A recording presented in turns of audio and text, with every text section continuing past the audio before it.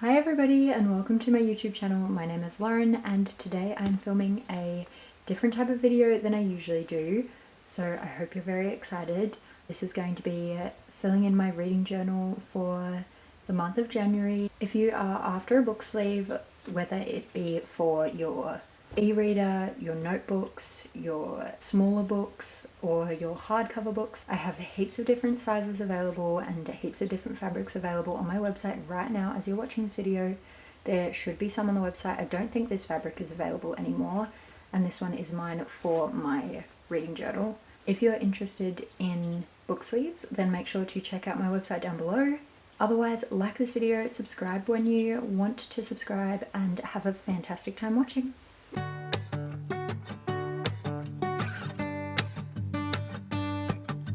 Alright everybody, I am set up on a little bit of a temporary situation. I'm actually using my suitcase as a desk at the moment, and then I've got my very minimal crafting items. I've also got a half-empty cup of coffee ready to go to do this reading journal setup. I did my nails yesterday, so I hope you like them. They're just crappy little Kmart stick-on ones. I'm hoping one day I can support the artists that do the really nice fake nails, but for now it's just this. I'm also going to be talking kind of quietly because I will need to be keeping an ear out for when family comes back. I'm pretty sure everybody's out at work at the moment. Probably just going to set up my YouTube. I'm currently watching XOXO Charlie. I'm not sure if it's a most recent video, but I'm watching one of them, so I'm going to set that up and then I'm just going to get started. I've got some highlighters, some pens, I've got one washi tape that is probably the only washi tape that I'm actually going to include in my reading journal this year. I haven't got any of my normal stamps, scrapbook paper, anything fancy at all. I have already printed off images as well, so if you guys didn't see the video where I went through this originally, I'll just do a really quick flip through. I've got my 2025 reading journal spread, and then flip the page. We've got the goal tracker, so my goal is just 30 books this year, but there is enough room to fill in more, so hopefully I can do some more. The 30 book goal means I have to read 2.5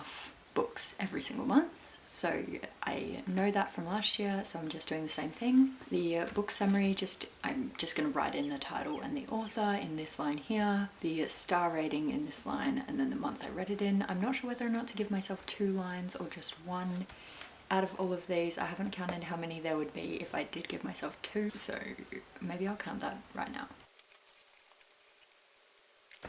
Okay, so there's 38 lines on here if I wanted to just do 1 each, and that means that that would fit 19 books on it like that, which means that I would have to make another page, which I'm perfectly okay with, so I might actually just do 2 lines per book. This next page, a bit of spoilers because I've already printed out the book covers, but you might be able to see or you might not be able to see, there's dots all over this page, and I'm going to print off these, and they fit, well, they did fit perfectly in each box. So it's annoying, they fit perfectly on this side and then they don't fit perfectly on this side because the dots are different sizes. That's a problem with getting cheap books, but oh well. I'm just going to pretty much squeeze them wherever they go. I'm probably just going to do 4 on each side, but I've got all of them printed out. This page is a very chaotic page of all the physical books that I have that are not read. So this is my TBR, my physical TBR, every single book that is in my bookshelves that isn't read. And then the next page is empty. I've done some dots on these pages as well because I've printed out books at a slightly bigger size, and they're going to go in the side here, and then I'm just going to write the title, the author, my star rating, whether or not I would recommend it. But yeah, I'm just going to put the book in like that and then do all the writing like I did last year.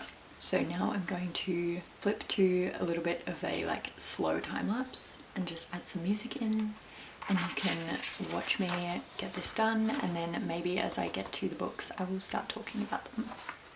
I'm not gonna lie everybody, I totally didn't recognize all the lighting shifts and the various different issues going on in terms of lighting, so ignore that while I'm working.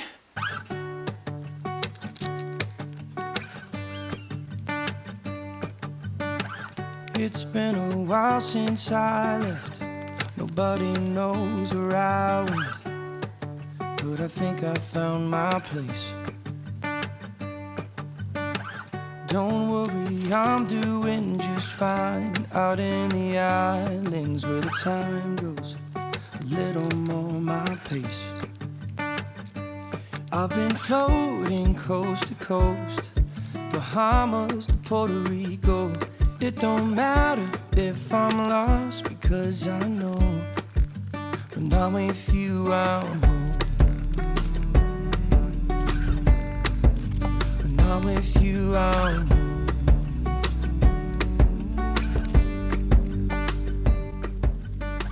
Just riding waves 'cause I know.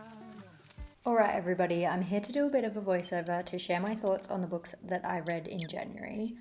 I promise there won't be any spoilers in what I'm going to say here, but just keep in mind that there might be spoilers in what I've written, so if you don't want spoilers, then probably best to try not to read what I wrote in the pages. The first book that I read in January was The Pumpkin Spice Cafe by Laurie Gilmore. I think that overall the first book of the series was really well written and I absolutely loved it. I did end up rating it a 5 out of 5 stars. I think that the two main characters really figured out their life in the month or so that this book took place in, and I actually really appreciated the exploration into the male main character's mental health and the way that his previous relationship affected his life now and his relationship that he wants to get in with the woman in this book. I like that the characters actually did seem to have a connection pretty much straight away, but it wasn't really explored straight away. The spicy side of the book came out like halfway through, which I actually really appreciated. And I also loved the fact that it was dual perspective. Having the dual perspective meant that we could actually see why the certain actions were taking place, because us as readers knew the thought process behind it from each of the characters. In general, the book was extremely easy to read and actually held my attention a lot more than normal romance books usually do. I was previously just a romantic-y sort of reader, but I think this book has kind of made me fall in love with romance a little bit more, no pun intended. So yeah, I think it was a great start to 2025. Getting into the second book that I read in January, it was called The Cinnamon Bun Bookstore and was also by Laurie Gilmore because it's the second book in the series that I started. I would have rated this one a 5-star, and the only reason why I didn't was because it got straight into the spicy side of things a little too quickly for me. Apart from that though, I absolutely loved this book. I related a lot to the female main character in the fact that she's just a shy, introverted lady and runs a quaint little bookstore in this tiny little seaside town, and that is literally my dream job and a description of me that I have never really related to from a book before. Similar to the first book in the series, the male main character struggles with mental health, and the back and forth in his brain shows up again in a really interesting way in terms of this relationship with the female main character. In my opinion, Laurie Gilmore writing about men's mental health feels really accurate to me, so I was really happy that this was my second book for 2025. The third book in the Dream Harbour series was also the third book that I read this year. I don't know why, but this one just did not hit the spot as well as the other ones did. It was called The Christmas Tree Farm, again by Laurie Gilmore. First of all, it happens in Christmas and in winter, and in Australia it is summer here. I also read it in January, which is after Christmas. So that might be the reason why it didn't hit the spot, but in the grand scheme of things, the female main character was still really good, and the male main character was also still really good. I liked that it showed another different perspective on men's mental health compared to what it has been showing in the previous books, but it still delved into those negative sides of something that a lot of females think is really positive in a man. I feel like the female main character was just a little bit more unrealistic to me than all the other characters that we've read about so far. I also generally didn't have any connection to her at all. First of all, she's a twin and I'm not. She's also rich and I'm not. And she was really grumpy at first, and I don't think I would be in those situations that she faced at first. So maybe the lack of being able to relate to her was also the reason why I liked this book a little bit less than the other ones. I am still really happy with this book though, and I'm still really excited for the next one in the Dream Harbour series to come out. The last book of January 2025 was Pets of Park Avenue by Stefanie London. So once again, I thoroughly enjoyed this book. If you can't tell, I had a fantastic January in terms of reading. The book was so original, and I feel like I've never heard of the things happening in this book that did happen. I also really liked the fact that no main character actually had an easy breezy life. Even the side characters of this book didn't really grow up with luxury or everything going right for them or being part of a family with money, which I thought was really realistic, to be honest, and I really enjoyed that because I don't think that anyone in life has absolute perfection no matter what. I really loved reading about the work that the female main character was doing because I found that really interesting in general, and that's kind of a job that I didn't really know existed, but it makes sense that it does. I also found it so relatable that she had some ADHD type symptoms that were portrayed in her work, and she was constantly worried she was going to lose her job because of those symptoms and signs of ADHD.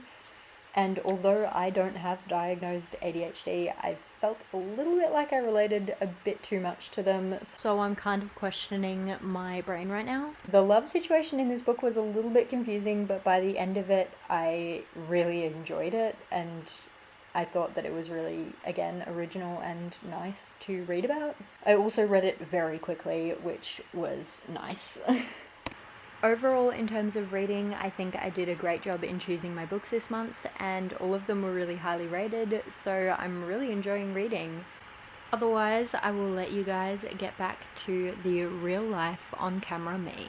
Okay, everybody, I finished up the setup and I'm now going to go through it with you guys. I hope you liked watching me set this up today. If you did, then please like and subscribe.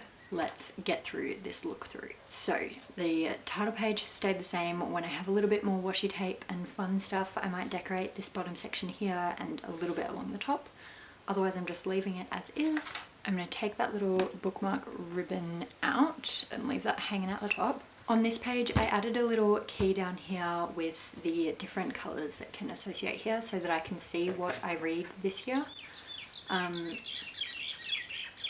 Oh my god, the birds are going off. So I just made the main colour that I really like, the physical books, because I mainly read physical books. E-reader is my next favourite colour, and then the audio is a nice purpley colour. Haven't read any audiobooks so far this year and probably won't read very many. At least I've got it there just in case. I've just closed the window, so hopefully the birds stop being kind of annoying. It'll mainly be physical books, then e-reader next, and audio might only have a few. I wrote down all the names of the books that I've read so far. I actually wrote the wrong star rating for the Christmas Tree Farm, which you'll see on the following pages. But yeah, I also didn't leave myself enough room for the name of the author on this line, so I've got to remember to be careful about that. And then I added this washi tape line down the bottom just so that it's tied into the next couple pages. So I kind of ignored the dots, which is really annoying. I did all the maths to figure out the dot spacing, but the dots on this side of the pages are bigger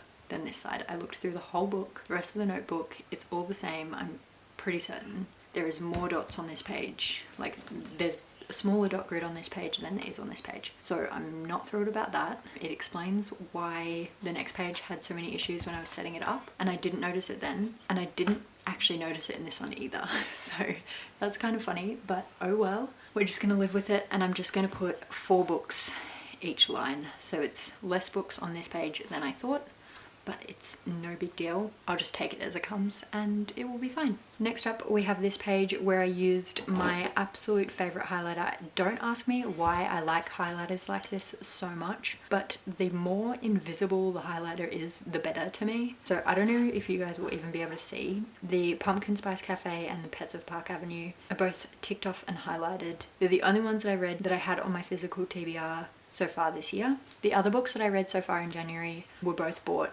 after reading the Pumpkin Spice Cafe because I wanted to continue the series. And then we get stuck into the specific book pages. I'm pretty sure I did a little bit of a voiceover for these books as we went, so I'm not going to go into the descriptions, and if you don't want spoilers of anything, I don't think I really wrote any spoilers. But if you don't want spoilers, then probably best to not read this. I did delve into some feelings and thoughts about the book, which you would have heard some of them already. But yeah, I quite liked how I did this, to be honest.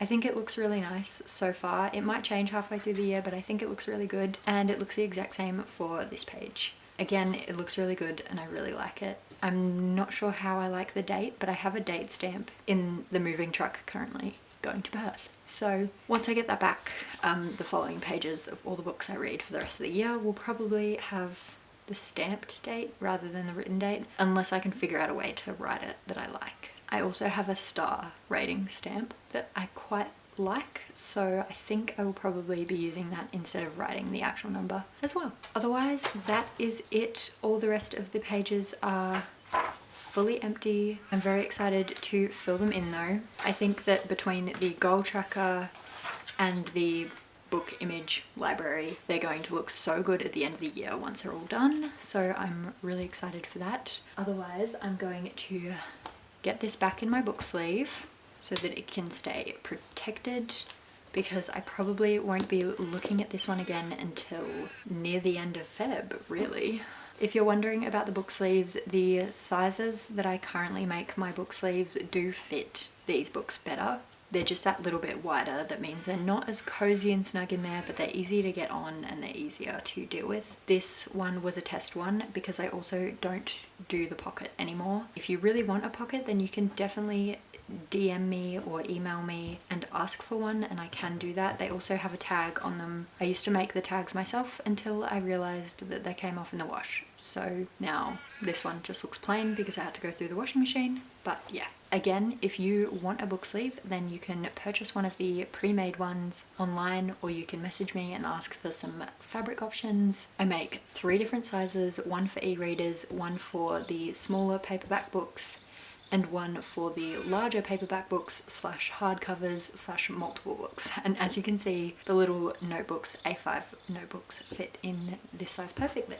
So everyone, thank you so much for watching this video today. I know it was a different style than what I usually film, and there'll be quite a few other videos coming out soon enough that will be back to the normal style. But if you did like this style of video, then please make sure to like and subscribe so that I know that you liked it and I know that you enjoyed it. Otherwise, I love you all so much. Have a good rest of your day or night wherever you are in the world, and I will see you later. Bye!